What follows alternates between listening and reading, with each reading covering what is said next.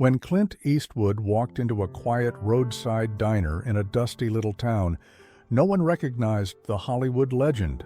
Not the manager, not the customers, not even the young waitress who handed him a free slice of pie with a kind smile, and no idea who she was serving.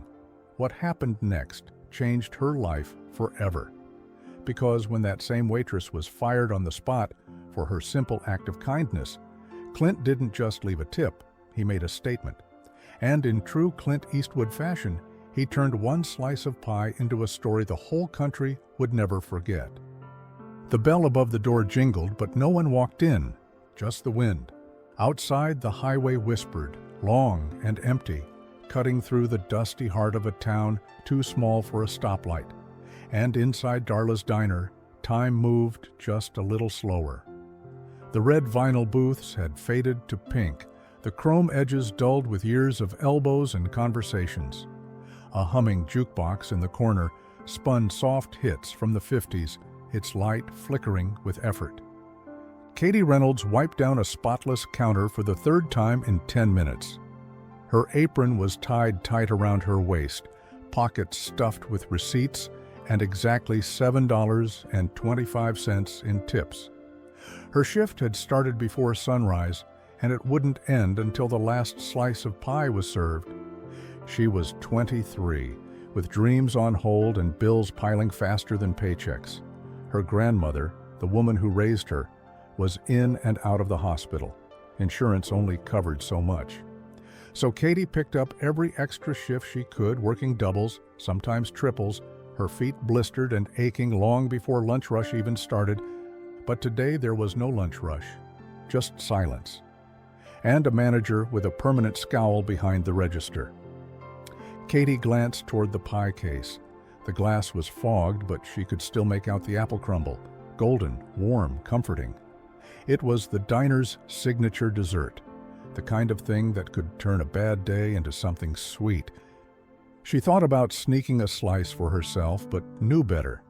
The manager watched everything. Still, there were small joys. The regular who always left a joke on his receipt. The toddler who blew her a kiss from the booster seat. The way the jukebox still played At Last, like it meant something. Katie found peace in the rhythm. Wipe, refill, smile. Wipe, refill, smile. Even on days like this, slow, heavy, hopeless, she held on to that rhythm, because giving up wasn't an option. And when the bell finally rang again just before sunset, she didn't expect anything to change. But then he walked in. He didn't say a word at first. The bell above the door chimed softly, and in stepped a man who looked like he belonged in a black and white movie, tall, weathered, dressed in worn jeans, dusty boots, and a leather jacket that had seen decades of sun and rain. A wide-brimmed hat shadowed most of his face, but his presence filled the diner like a sudden change in weather. Katie looked up from behind the counter, startled for just a second. She smiled automatically, the way she always did, even when her feet ached and her heart was tired. "Afternoon," she said. The man nodded once. He slid into the booth farthest from the window, where the light was soft and the noise of the jukebox didn't quite reach. His movements were slow but certain, like someone who didn't waste time or words.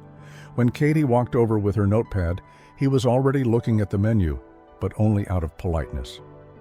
"What can I get you?" she asked gently. He looked up, sharp blue eyes, quiet steel behind them.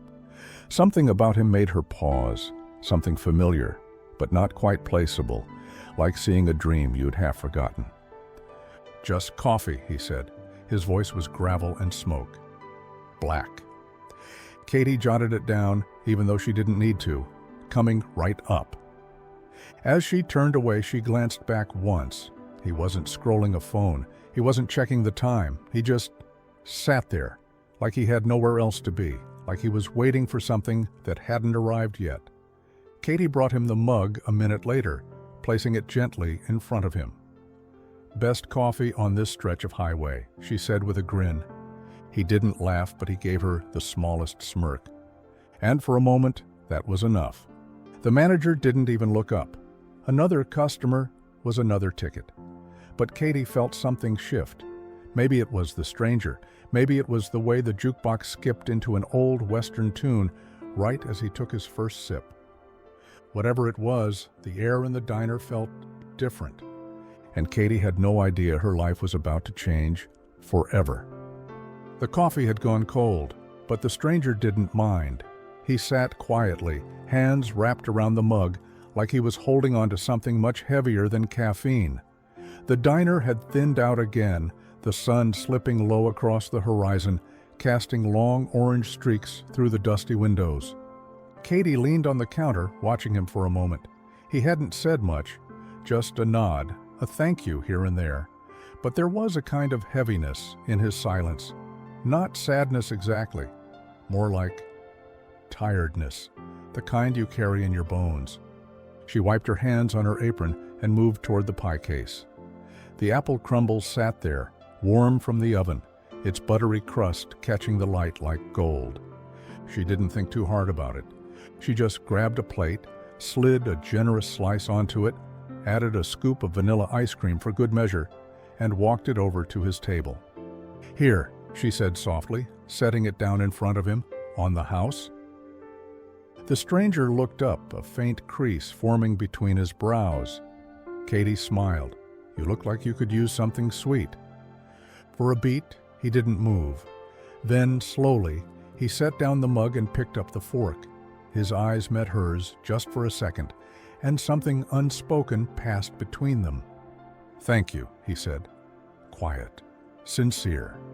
Katie nodded and turned away, already heading back to the counter. She didn't see the man lift the fork, didn't see him take the first bite, and pause, like he hadn't tasted something that good in years. She didn't notice the way he glanced at her again after the second bite, slower this time, as if trying to place a memory he hadn't known he'd lost. But someone else noticed.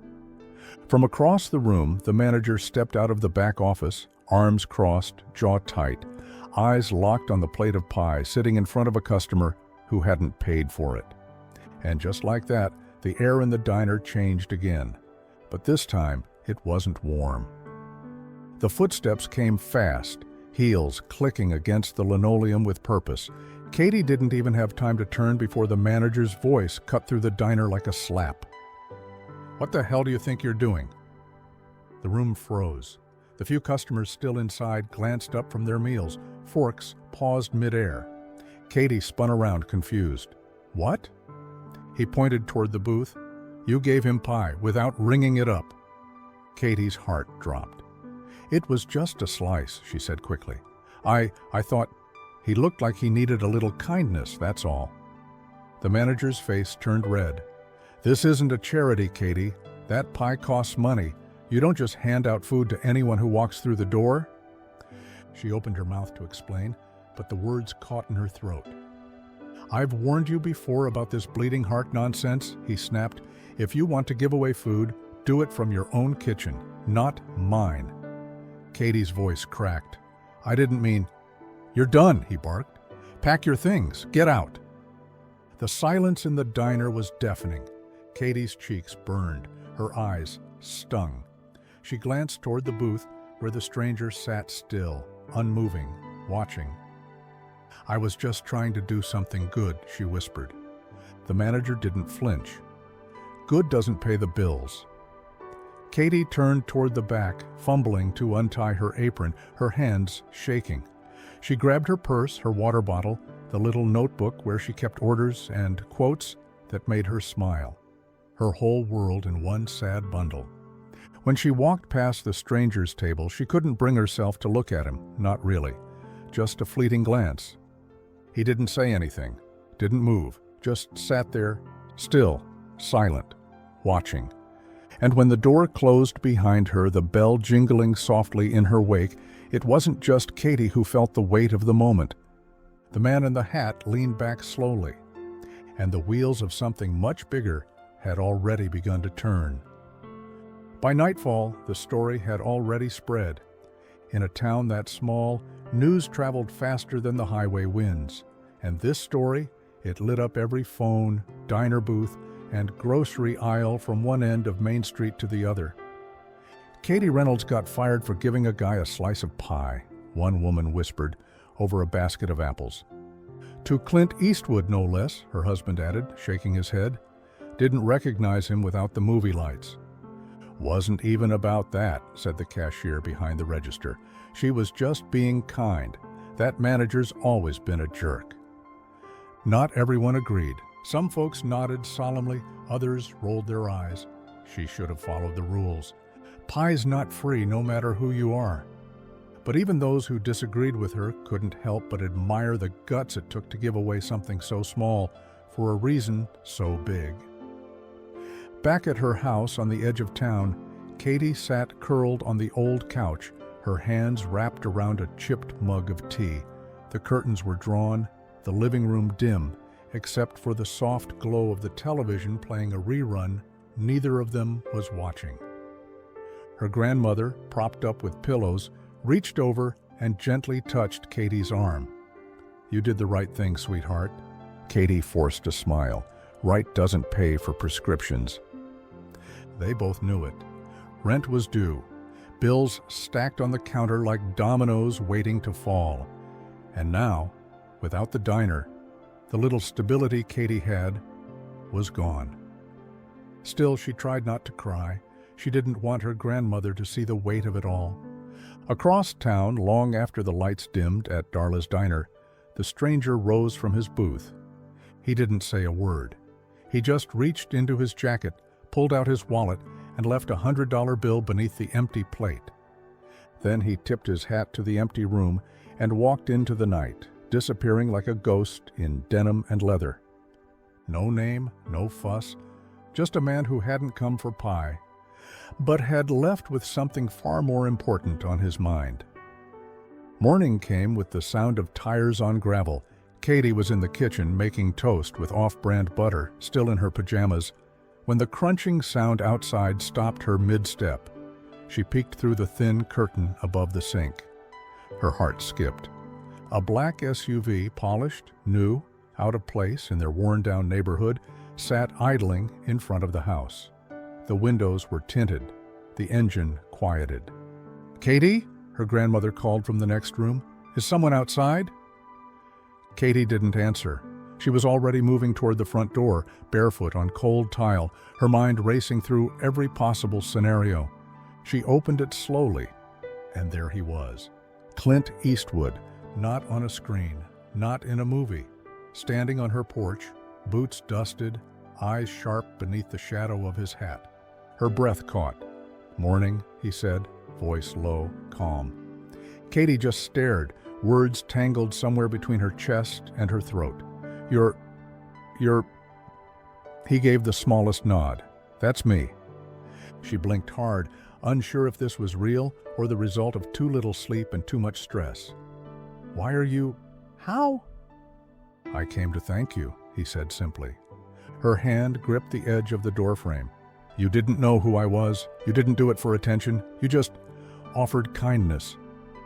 Katie swallowed, trying to find her voice. It was just a slice of pie. Clint's eyes softened. "Exactly."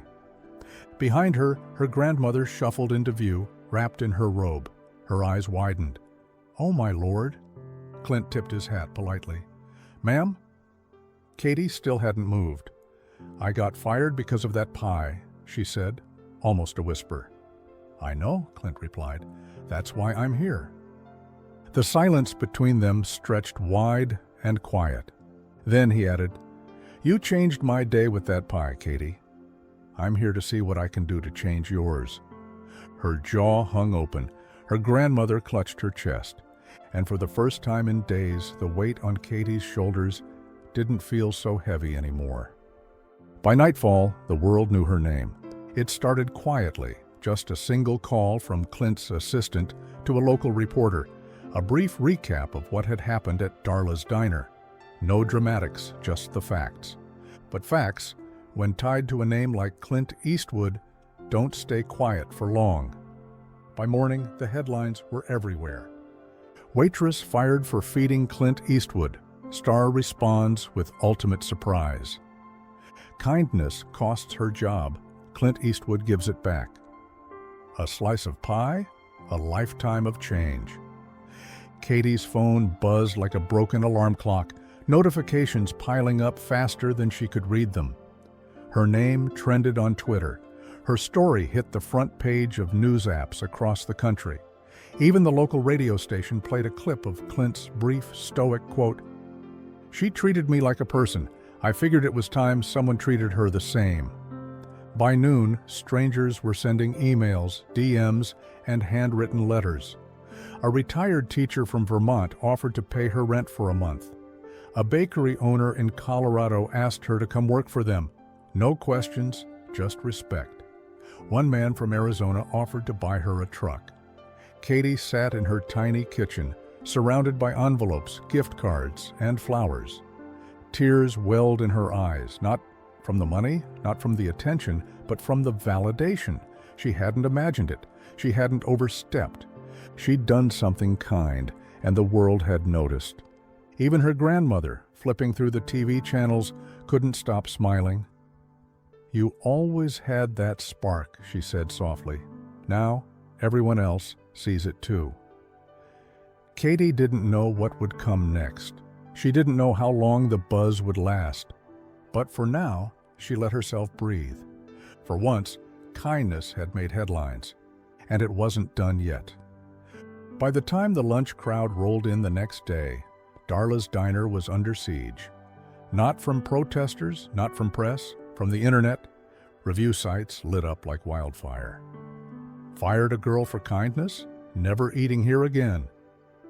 Hope the manager enjoys serving crow. This place serves cold food and colder hearts. A local food blogger posted a scathing review, calling it the least hospitable place in the state. Customers who had been loyal for years suddenly turned their cars around in the parking lot.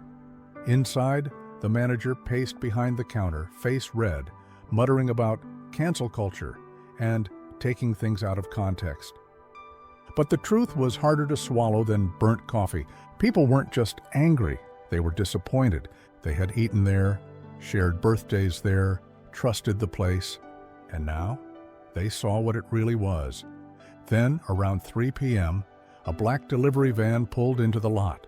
Two men in uniform stepped out, walked inside, and handed the manager a clipboard.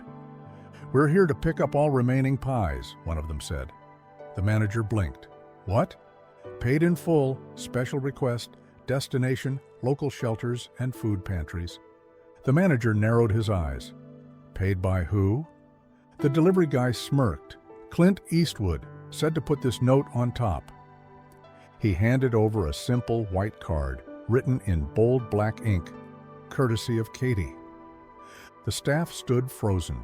No one said a word as the pies were boxed, stacked, and loaded into the van. The next day, the diner was empty. The next week, the doors were locked. A month later, a for sale sign hung crooked in the window, flapping in the breeze like a white flag. Kindness had won, and the diner that fired it was gone. A week after the headlines faded and the flowers stopped arriving, a letter showed up in Katie's mailbox. Not an email, not a text, a real letter. Cream-colored envelope, elegant handwriting. No return address, just her name. Inside was a single page. "Katie, I co-own a place out in Carmel, a little restaurant by the ocean. We could use someone like you, or if school's your dream, we'll fund that too. Either way, the offer stands. Come write your next chapter. Clint." Katie read it twice, then a third time, her hands trembling slightly. The kitchen was quiet. Her grandmother sat at the table, sipping tea, watching her closely. "You don't have to go," her grandmother said softly. "But if you want to, don't let fear be the reason you stay." Katie looked down at the letter again. The logo at the bottom read Monterey Cove, coastal cuisine by the coast. It felt too big, too far, too fast. But then again, so had everything else lately. And maybe it was time she stopped waiting for life to settle and started living it. A week later, she stood on the California coast, wind in her hair, apron tied snug, her name embroidered on the pocket of a crisp new uniform. She had chosen the culinary school path. Clint's team had already paid the first year in full, and the restaurant job would help her train while she studied. She was nervous, but she was ready. Because her life had changed, not with a lottery ticket, not with a big break, but with one small act of kindness. She never could have imagined what a slice of pie would lead to. But now, she was just getting started. 3 months later, Katie flipped the open sign on the restaurant's glass door as the dinner crowd began to arrive. The ocean breeze drifted in with the scent of rosemary and grilled lemon. Inside, white linen tables sparkled under warm lights, and her name was now on the chalkboard menu under Pastry Chef Special Homemade Apple Crumble. She moved like she belonged, confident, calm, smiling with every plate she passed. The internet hadn't forgotten her story. In fact, it had started something. Service matters trended for weeks. Restaurants across the country pledged to train staff in empathy. Hospitality groups adopted the Katie standard, encouraging kindness not as policy, but as culture. And somewhere in the middle of all of it, people just started treating each other a little better. And on a cool Thursday evening, just as the sun kissed the horizon, the front door opened. A familiar figure walked in, silhouetted against the soft gold light. Clint Eastwood. He gave her a small nod, same calm presence, same steady eyes. Katie didn't say a word. She just walked over, placed a plate in front of him, and smiled. A perfect slice of pie, warm, golden, a scoop of ice cream on the side. This time it wasn't free, it was earned and paid for. Clint looked down at the dessert, then up at her. "You made this?" Katie nodded. "From scratch." He took a bite and smiled. She turned to leave, letting him enjoy it in peace. But as she reached the kitchen doors, she paused and looked back at him one last time. He tipped his hat, and she knew they both understood. The world had changed because she chose kindness, because she gave something away when she had so little. And somehow, that simple gesture had come full circle. Turns out, a little kindness really does go a long way, especially with a side of pie. This story was brutal, but this story on the right-hand side is even more insane.